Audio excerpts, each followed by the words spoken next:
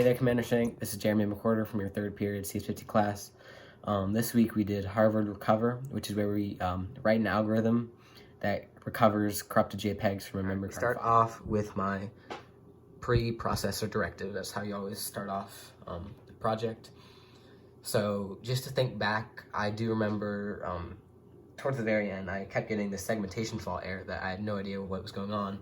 It turns out I had CS50.h right here. I had it in quotation marks instead of angle brackets, so that was annoying. And then another one, when I was writing my booleans, I forgot to include std_bool.h, so that's another annoying error that I couldn't find for a long time. All right, next we define buffer size and file size. We define buffer size to 512 because that's the size of the JPEGs we're looking at. So these are 512 byte chunks that are corrupted. All right, next we assign file size to 8 because that's the smallest number we can go with for the name of the file that we're writing to. All right, next we have type def uint8. So uint8 is unsigned integer 8, and we assign that to byte. So the 8 is 8 bits, and it makes sense because they're 8 bits. All right, we are now in the main method. So we start off in the main method with if argc is not equal to 2. We have this here just to make sure there's a valid number of command line arguments. You need this just in case the user inputs, say, like the wrong thing or file, and that'll just return an error message. All right, next we have byte buffer size. This allocates 512 byte chunk for the buffer. So this is important later on when we're using bitwise ands to scan through the JPEGs for the special headers. All right, next we have char file name file size. All right, and then this creates a file name with 8 bits kind of allocated for the name of the JPEGs. So later on we're gonna have 001, 002, so that just creates a file name that has 8 bytes allocated for it. All right, next we set bool in JPEG to false.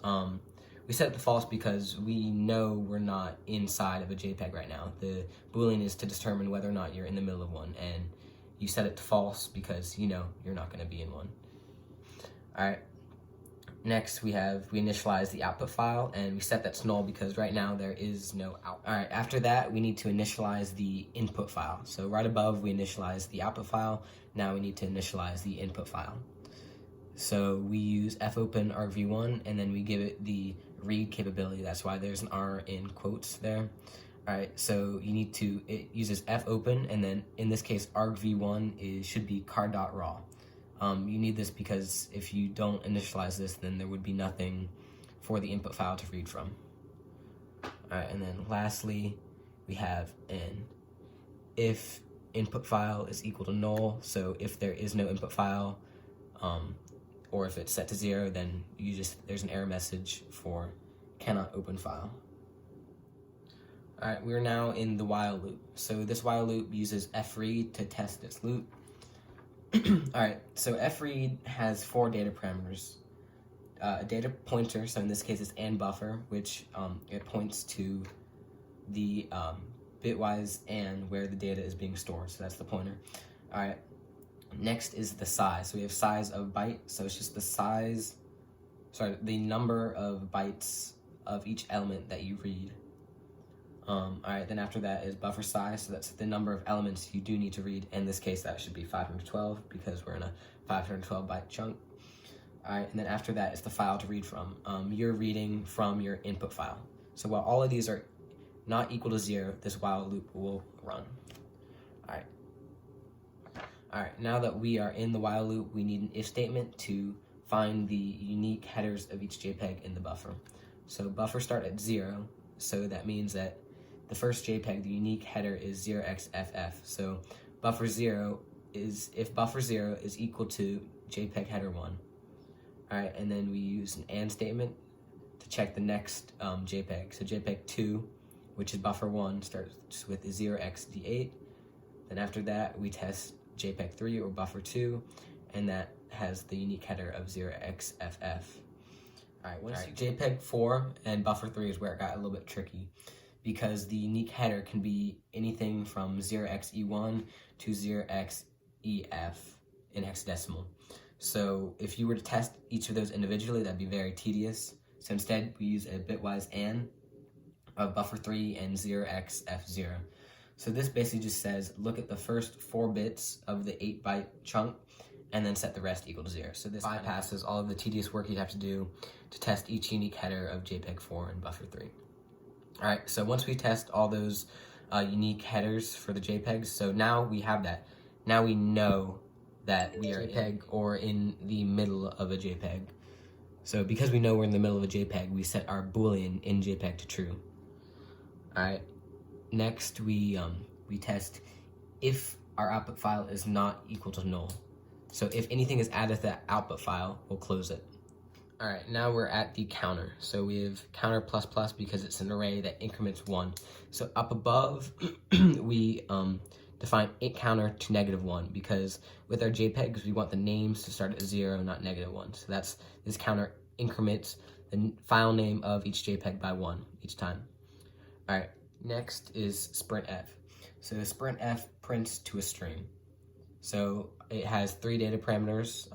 First is the name of the string that you want to write to. So in this case, it's file name, which is what we defined up above. All right, then after that, it is the format of the string. So for us right here, it is %03i.jpg. So this just basically means that it wants to print an integer file name with 3 digits.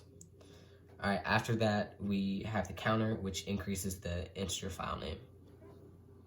All right, so now we have the output file, and we use fopen to file name with the append capability. So that gives it the capability to append the contents of the output file to the file pointer. All right. Now we have the fwrite statement. So this is very similar to the fread statement up above, where it would read until the end of the file. This is very similar, except it just writes. So it's the same for data parameters and buffer size of byte, buffer size, but instead up above it would read from the input file. Now it writes to the output file.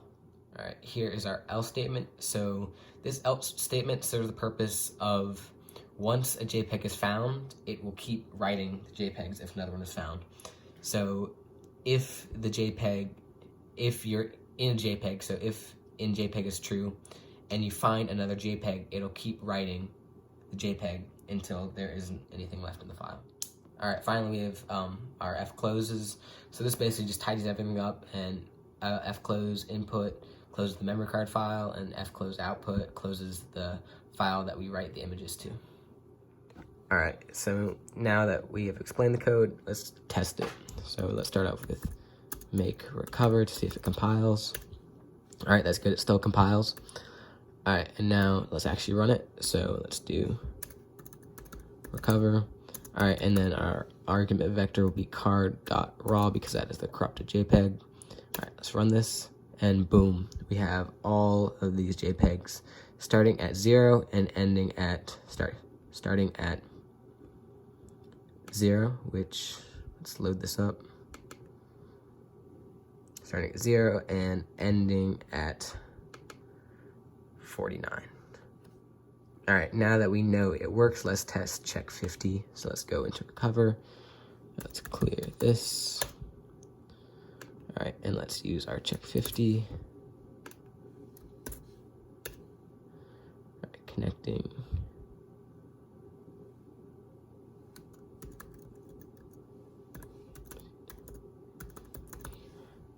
McWhirter password.